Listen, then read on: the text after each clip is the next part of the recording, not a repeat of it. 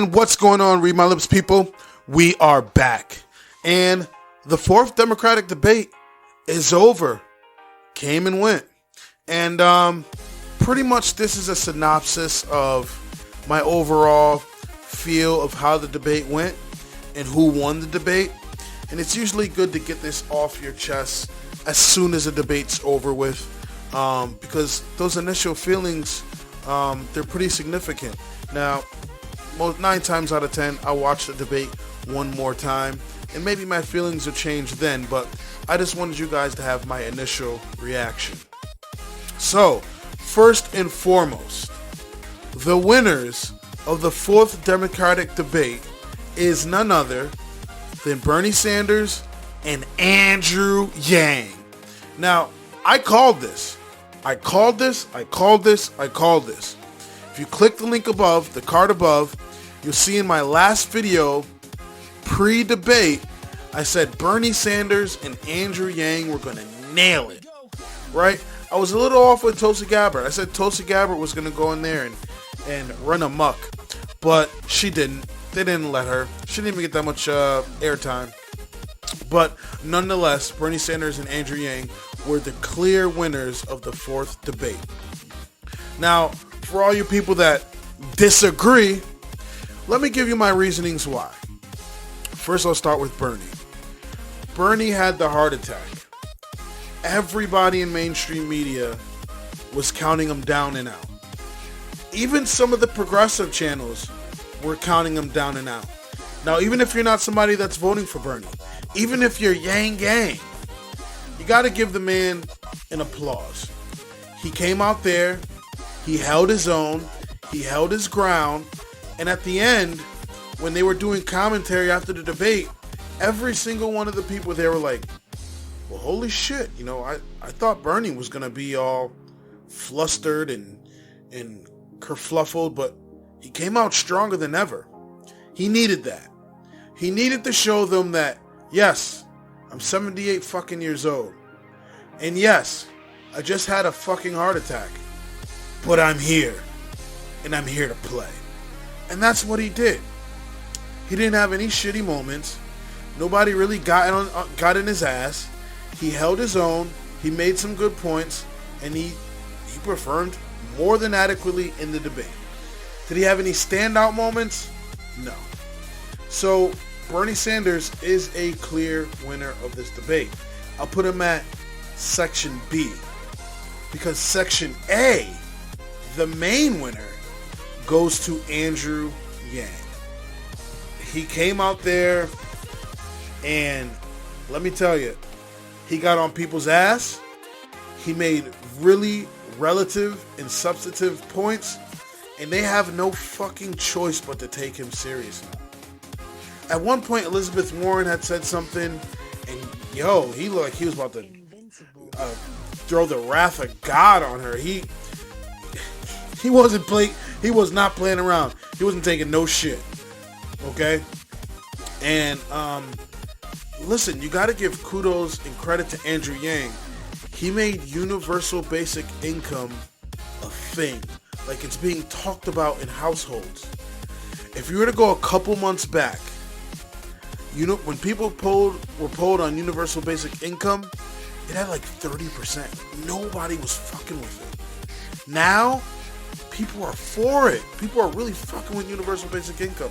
And he makes clear and cut answers for the people that ask him about universal basic income, how to implement it, and what it can do for people.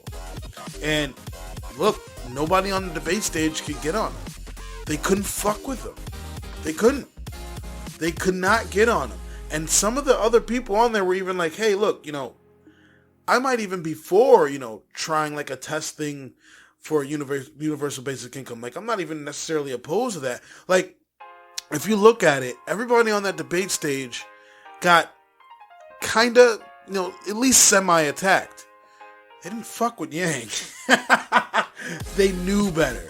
And when it looked like they might have started butting heads with them, like, he shut that shit down ASAP. And I also determined that Yang is the winner of this debate because it's only going to go up from here. He will not decrease from the results of this debate. If anything, he will get an increase. Hear me now, quote me later. He will get an increase in the polls from this debate. So will Bernie Sanders. Bernie Sanders will also get an increase in the polls from this debate. I think for the two of them, this worked out the best. Bernie came out, showed, yeah, I had a fucking heart attack, but I'm here. Andrew Yang came out and said, hey, pay attention. I'm trying to help you. And people paid attention. People perceived it. And they did really well. And I'm proud of both those guys. A lot of people were asking me, because as I was watching the debate, people were commenting and hitting me up. Elizabeth Warren did not lose this debate. Elizabeth Warren didn't lose this debate.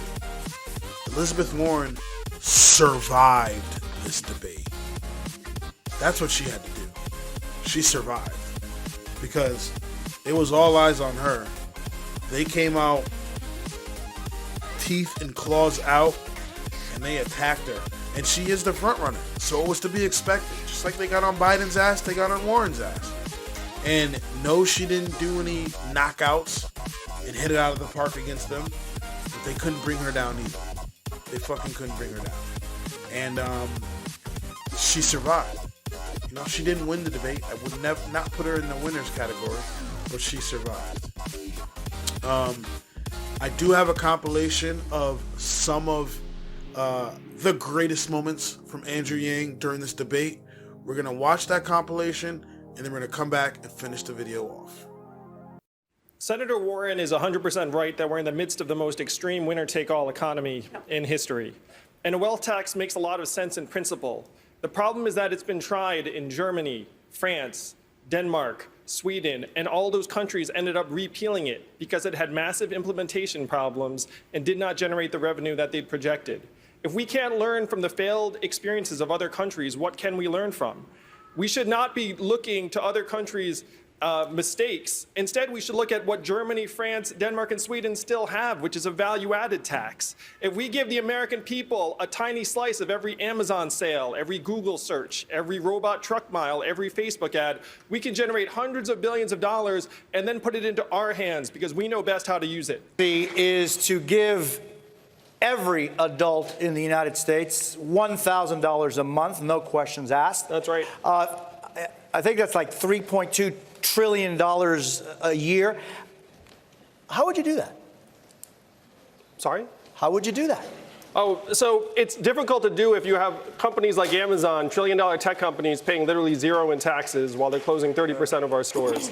Now, we need to put the American people in position to benefit from all these innovations in other parts of the economy. And if we had a value-added tax at even half the European level, it would generate over $800 billion in new revenue, which combined with the money in our hands, it would be the trickle-up economy from our people, families, and communities up. We would spend the money and it would circulate through our regional economies and neighborhoods, creating millions of jobs, making our families stronger and healthier. We'd save money on things like incarceration, homelessness services, emergency room health care, and just the value gains from having a stronger, healthier, mentally healthier population would increase GDP by $700 billion.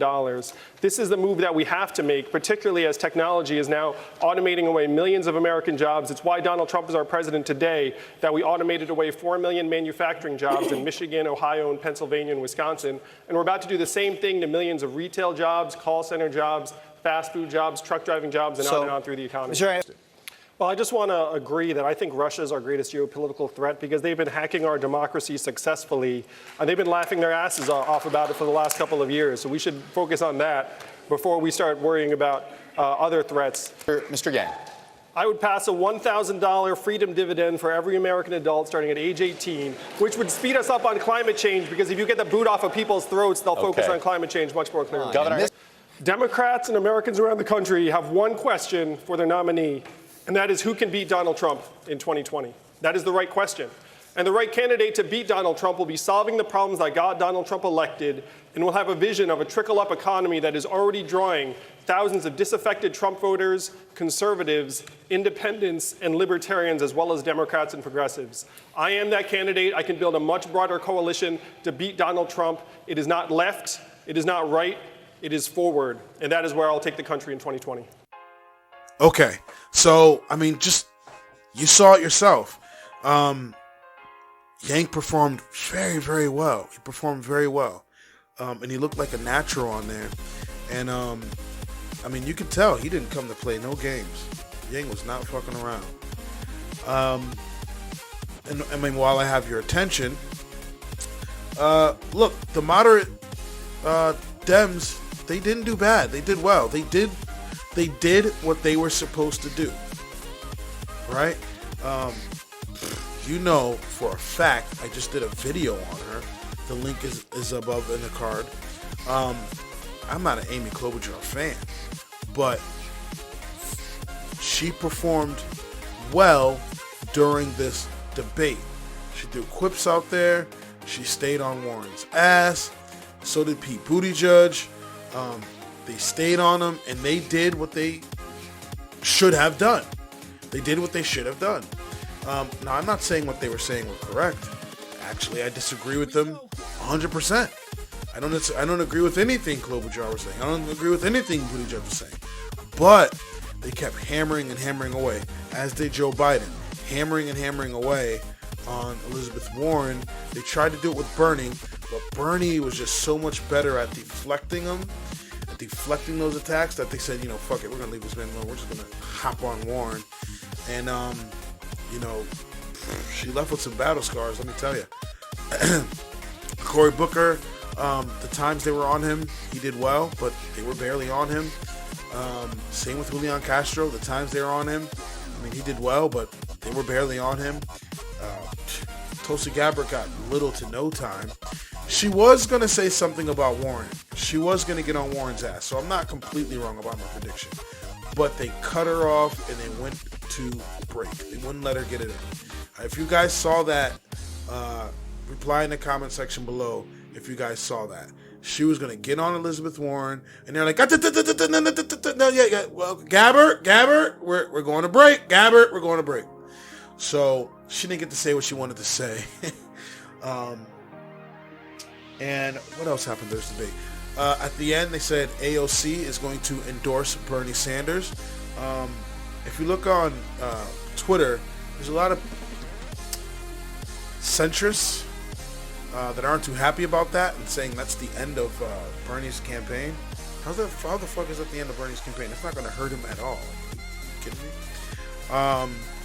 So, I mean, that's a good thing for Bernie Sanders. It's a good thing for AOC. A lot of progressives were asking when she was going to do that. Well, here's your answer. Some people were saying it was the worst debate they saw. I don't know if I'd call it the worst debate. It definitely wasn't the most exciting, but it definitely wasn't the worst debate. I don't think I'd put it in the worst category. It was, however, a really good debate for Andrew Yang. He really shined. And I think people are gonna walk away saying, I really like this guy. And I was right before, I called it before, that he'd be the most looked at candidate, the most Googled candidate. It's going to be him again. Mark my words, Andrew Yang will be the most Googled candidate again after this debate, just like Tulsi was those prior debates. And so, yeah, this is a win for Yang Gang. If you're a Bernie bro, this is a step back in the right direction. And yeah, listen, Yang's only going to grow from here. He's only going to grow from here. I'm calling it now. I'm calling it. He will pass Kamala Harris completely. I'm calling it. I am calling it. Everybody watching this video, everybody listening to this video, Andrew Yang will pass Kamala Harris. He actually stands for something. His words have meaning. Now, I'm not saying Kamala Harris is the world's worst person, but it's a little too late to start caring about this and that. We see your record. You got a record. We see what you stood for. We see what you voted for. All right? You're done in Harlem. Okay? Move along. Andrew Yang will pass Kamala Harris, not only in donation dollars, but he's going to pass her in poll numbers too. So I might make a little more about the debates coming up. I might take little segments, chop it up, and talk about it. If you want me to do that, let me know in the comment section below, because I can get really in depth on different segments during that debate. and make videos out of them, and we can really get down to the nitty-gritty. If that's something you're interested in, let me know. If you like what you see, if you like what you hear, please like, comment, and subscribe. I'd really appreciate it. If you don't, let me know in the comment section why. I'm always down to talk about it.